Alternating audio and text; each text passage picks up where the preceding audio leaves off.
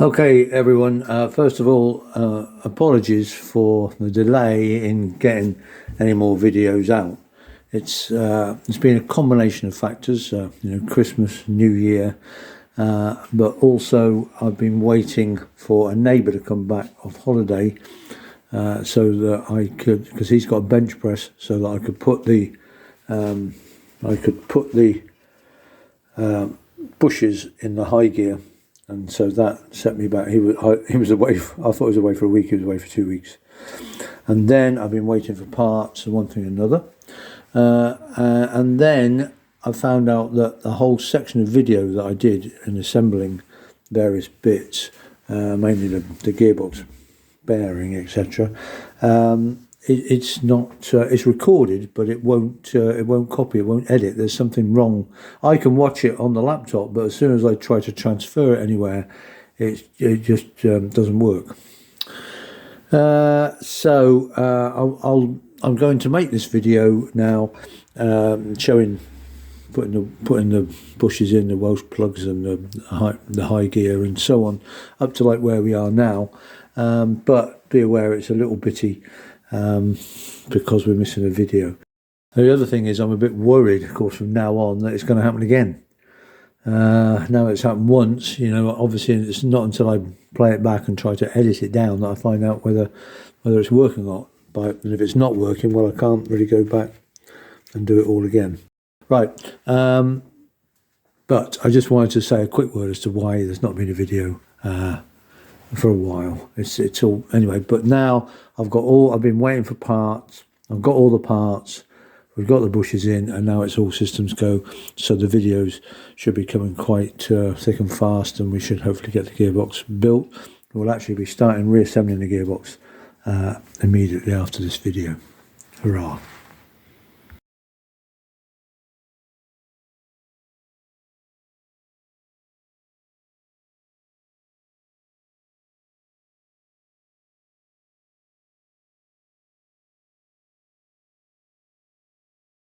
Okay, a few things I wanted to mention about fitting the main bearing.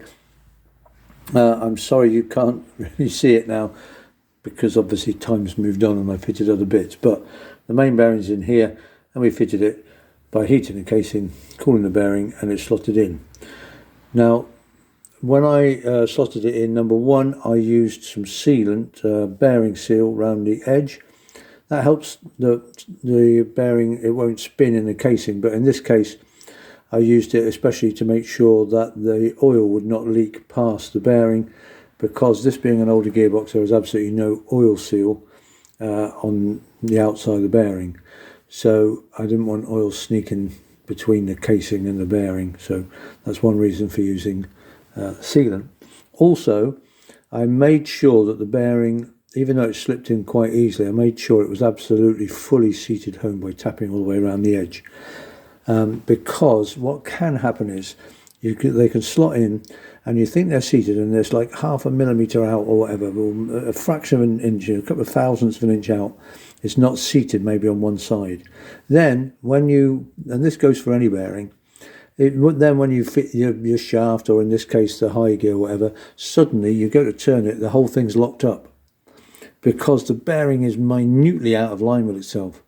And so whenever you fit a bearing, make sure that it's sealed. Someone contacted me the other day and said, I'm putting these crankcase halves together, and every time I put them together, everything, the crankshaft turns, but when I tighten the cases up, it locks. And that's almost certainly, again, because the bearing wasn't absolutely fully home on the crankshaft, and when it came together, that's what happened. So always ensure it's fully home. And finally, on this particular bearing, it's a sealed bearing, so it's sealed on both sides, which is good news in the fact of trying to stop any leaks, because as I've said, there's no actual seal on the outside of the bearing. However, a couple of people said, well, it's sealed on both sides. What you can do, because it's inside the gearbox, is to remove the seal on the inside of the gearbox, and that will allow lubrication from inside the gearbox to lubricate the bearing. Other people said no, it is a seal for life bearing, that's why it's sealed on both sides, leave as it is. In the end, I opted to leave the seal on both sides, so it's fully sealed. It won't be lubricated by any of the grease and oil in the gearbox. But I rang the actual, bearing suppliers, and they said no, it's designed. It's for the life of the bearing to be lubricated inside. It could actually suffer from contamination from things inside the gearbox. So in the end, that's what I did. Also, that obviously gives me greater seal to stop any oil and that coming through the bearing. Okay, I just wanted to go through that because, of course, it was on the video that didn't work. And then there's just a sort of like a, what do you call it, like a thrust washer, a sealing kind of washer, and then a massive circlip over the top in my case. So it's bearing, then like a metal plate, big washer if you like, and then there's a giant circlip. Okay, and that's it.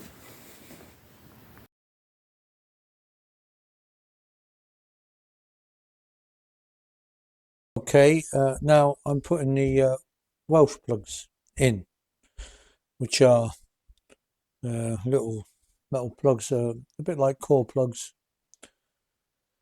that go in the back of the gearbox to seal up the holes. So I've already put one in. I've put this Welsh plug in here for the back of the lay shaft, and then I've got this smaller Welsh plug here to go, and that's on the end of the selector shaft there.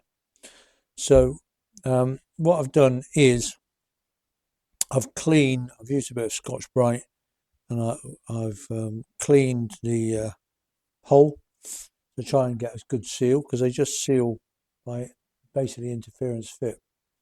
Then I use my chosen sealant, which in this case is Loctite bearing fit. I'm not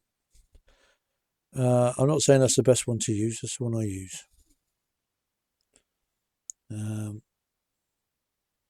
There's various special sealants you can get, especially for like the core plug on a car, because obviously they're in water all the time. This is really just to stop the grease and oil coming out, so it's not too bad. So I've put some bearing seal in there. I've got the Welsh plug, and Welsh, I think you can spell it either way, W-E-L-C-H or W-E-L-S-H, Welch or Welsh. Either's fine. So it just slots in. There it goes.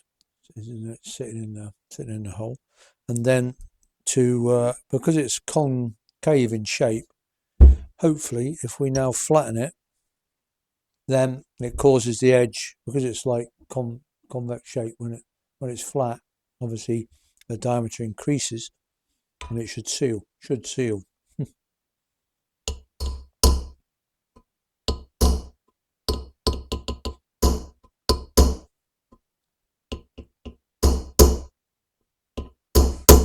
There, that should be fine.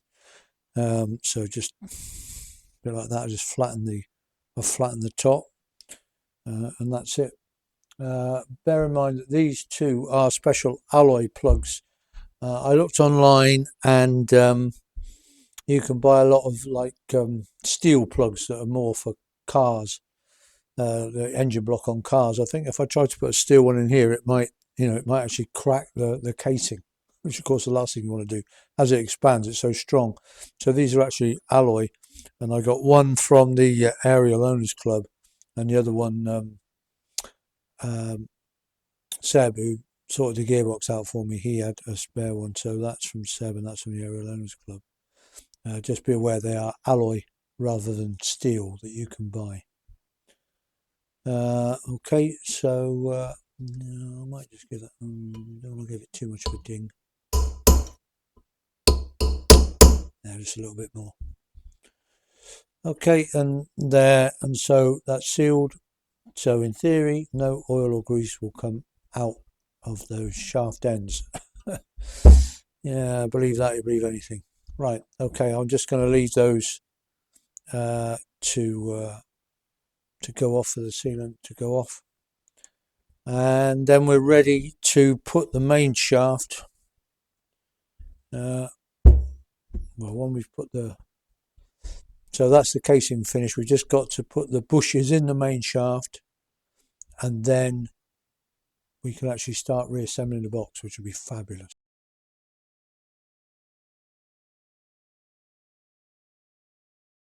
To put the new ones in, I'm definitely going to have to use a bench press and try and, because I know they're going to be difficult to get in because those didn't want to come out at all.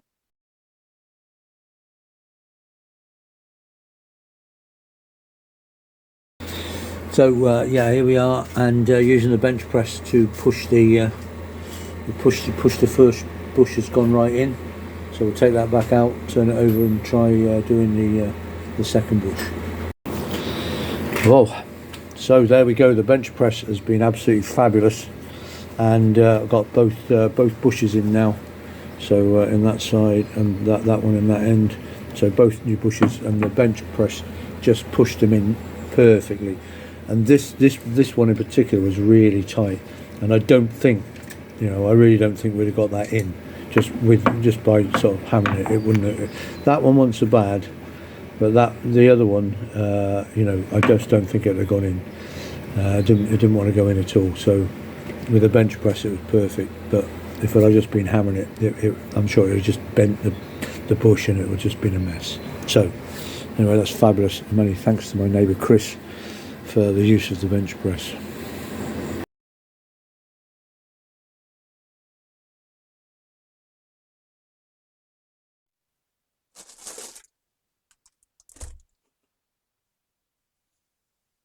Okay, so getting ready to put the high gear into the bearing. So I'm just going to warm the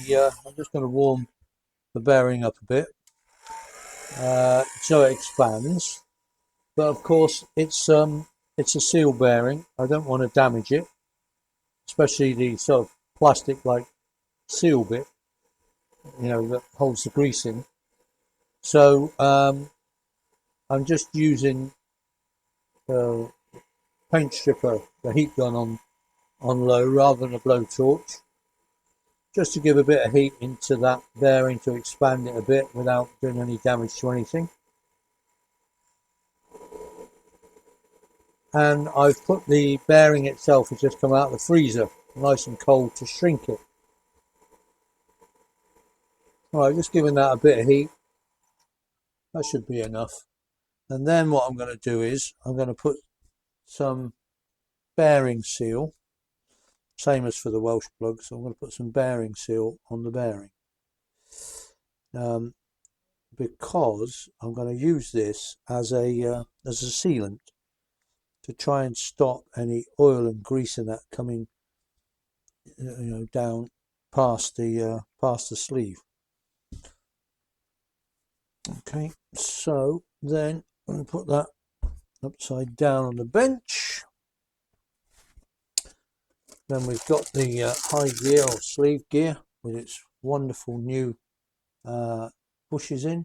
I've tried the main shaft, and it fits really nicely, the main shaft. So all good.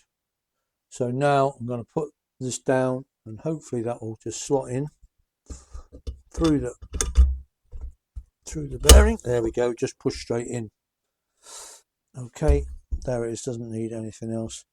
And we've put that we've put the bearing seal on, so hopefully that will serve to seal it and make sure there's no grease in that goes down between the sleeve gear and the bearing itself. That's the idea anyway. I'll see when it warms up, we'll see how tight that seal is, if necessary. It's not very tight at the moment, to say the least. But if necessary, I'll take it back out and seal it again. Because A, we don't want grease in that coming down, and B, yeah, what's happening at the moment? Yeah, that's not good. I'm going to take it back out. I'm going to put some more. Well, it doesn't want to come out. It doesn't want to actually come out, through this past the spline, but the actual bit that the bearing sits on is. So I'm going to put some more bearing seal on there, because the the sleeve gear was turning and not the bearing.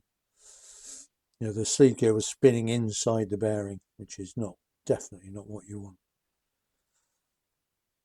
Obviously it's still cold, but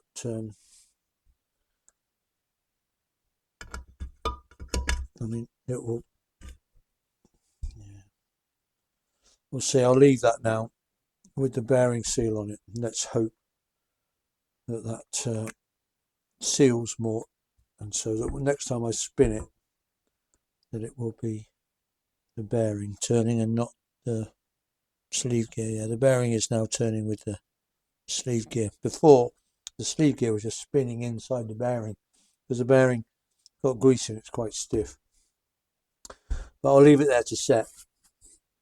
So A, the bearing should turn and not just the sleeve gear spin inside, and B, it shouldn't leak oil past it. Touch wood.